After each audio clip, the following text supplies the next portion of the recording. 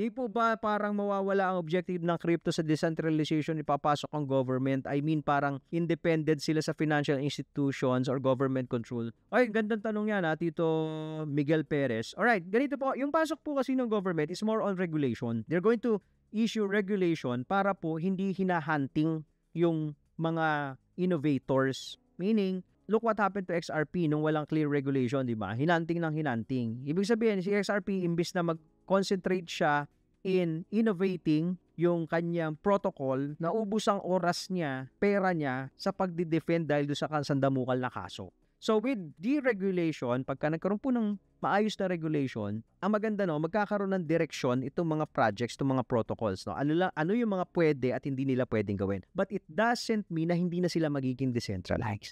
It's just that they need to comply with the existing law of the land.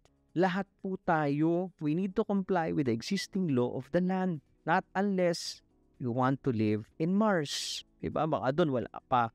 But pag nandito ka, whether you're in the Philippines or the United States, kailangan mo mag-comply doon eh. And I don't think na pagka po nagkaroon ng regulation, magiging centralized na. Hindi pa rin naman nila makokontrol eh.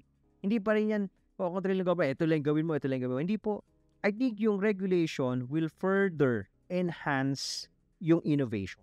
It will help accelerate yung innovation ng crypto. Yun. Follow for more Dito Moves.